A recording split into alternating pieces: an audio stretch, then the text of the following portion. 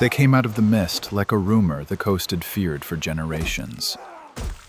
To those waiting on shore, Viking raiders seemed like men born from storm, smoke, and iron. But that was only the shape of the fear they left behind. The deeper truth began far from any burning settlement, in the narrow fjords of western Norway, where the sea fed men, tested them, and sometimes condemned them. Land was scarce, harvests were uncertain, and survival depended on timber, weather, strong hands, and the will to endure. Eirik was not born into glory. He was born into a household where each winter measured strength more honestly than any battle ever could. To understand why men like him crossed cold water toward richer shores, you must first understand the world that made them. A place where farming, sailing, trade, and raiding were never separate callings, but different faces of the same struggle to live one season longer. In the north, survival itself was the first discipline, and the sea was the force that taught it. It taught them early and hard. This was not a northern frontier of freedom, but a narrow world, ruled by limits. In western Norway, mountains hemmed in the farms. Soil was thin, and every season could decide whether a household endured or slipped toward ruin. Wealth did not come easily from the earth alone. It had to be forged in iron, woven in wool, bargained in silver, and carried across cold water in ships built for distance and risk. The hall of a chieftain, the smoke of a smithy, the rhythm of a loom, the creak of a harbor rope, each belonged to the same fragile order. In such a society, a man like Eirik mattered not because he was exceptional, but because he could serve many needs at once. He could row, fight, haul, endure, and return with what the land could not provide. What later ages would call adventure was, for his world, a calculation of survival. Here, ambition was never far from hunger, and necessity was the engine behind every voyage. Before glory, there was labor.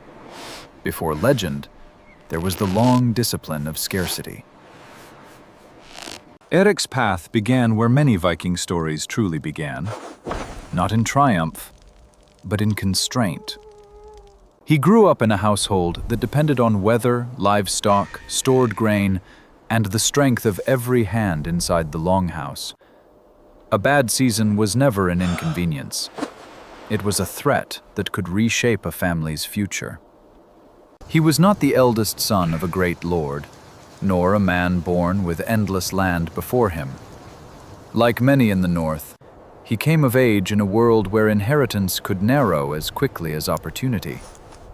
Service to a chieftain, a place on a ship, the promise of silver carried home from abroad, these were not only temptations, but possible answers. Yet the choice also revealed the cost of his society. When land is scarce and power gathers around those who command ships and men, even an ordinary life is pushed toward risk. Eirik did not step toward the sea because he loved danger. He stepped toward it because the world behind him left few easy roads, and because duty to home could wear the same face as ambition. Morning, in Eirik's world, offered no softness. Dawn did not arrive as peace, but as instruction. On a foreign shore, before the raid had fully begun, every small action carried the weight of survival. A simple meal of barley and dried fish was not only breakfast, but proof of a life shaped by scarcity and practicality. Weapons were checked not for ceremony, but because a loose grip, a dull edge, or a cracked shield rim could end a man before he ever saw home again. Even the ship demanded attention. The tar in its seams, the ropes, the sail, the balance of weight and wood. Because for men like Eirik, the longship was more than transport. It was livelihood, escape, and power made visible. Nothing that morning was random. Every breath, every movement, every silence belonged to a discipline learned from the sea itself. Before the first blow of a raid, there was preparation. And in that preparation lay the real character of the Viking world. Labor before violence, order before chaos, necessity before legend. Now the discipline of the morning gave way to the true purpose of the voyage. At sea, a Viking raider was never only a fighter. He had to read wind, water, coastline, and silence with the instincts of a sailor, because success depended less on fury than on timing, distance, and control. Eric and the men around him moved with that hard-earned knowledge. The sail came down, the oars returned, and the ship slipped closer to shore, not as a symbol of glory, but as a tool shaped by generations who had learned how to make speed, surprise, and the sea itself serve survival. Even the raid was not the wild chaos later legend would prefer. It was method. Men spread out, doors were forced, stores were seized, and wealth was measured in grain, cloth, metal, and bits of silver small enough to carry home. This was the truth beneath the myth. Raiding was not simply destruction.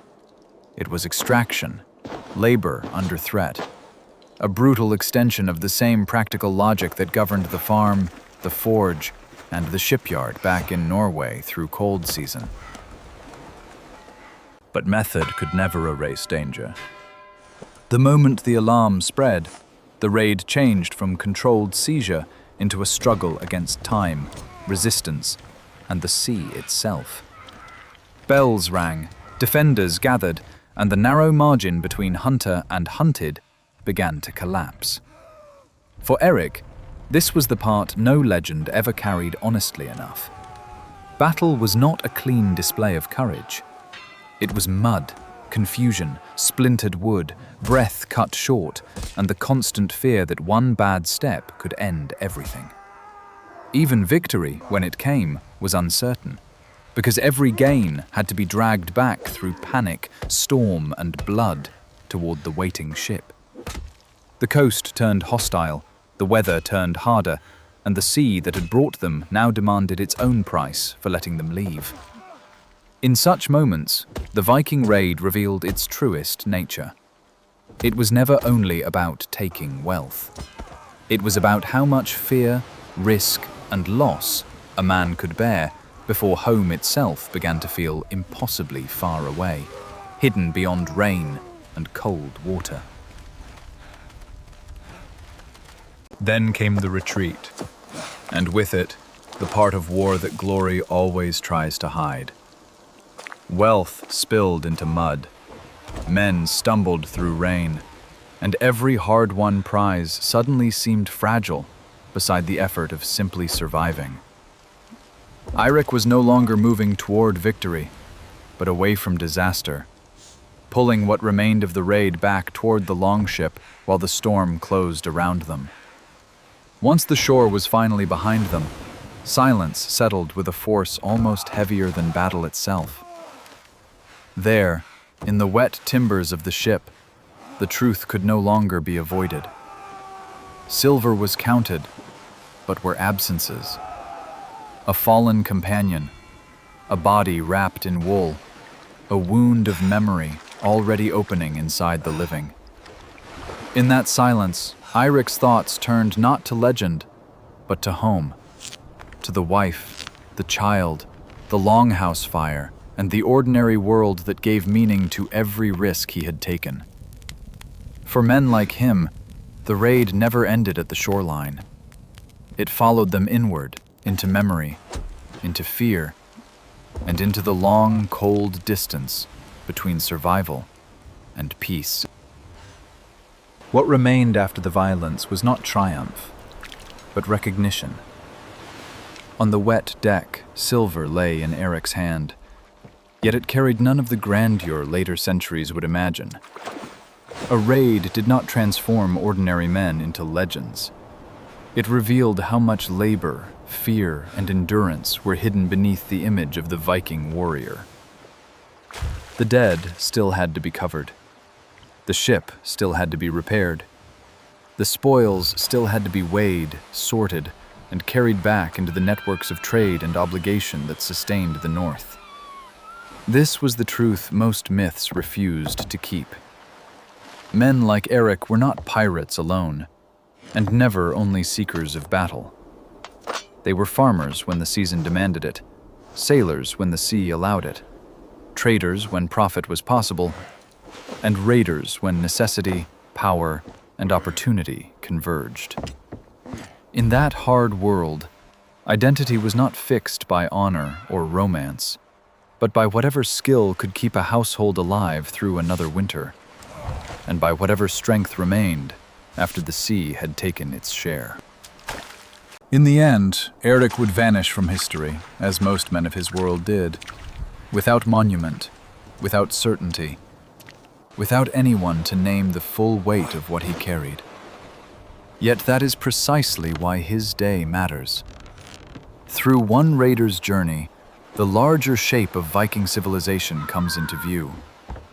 It was not built by legend alone, nor by kings, but by ordinary people, forced to turn hardship into skill and distance into power. The longhouse, the forge, the ship, the market, the storm, the grave on the deck. Each belonged to the same world, and each demanded a price.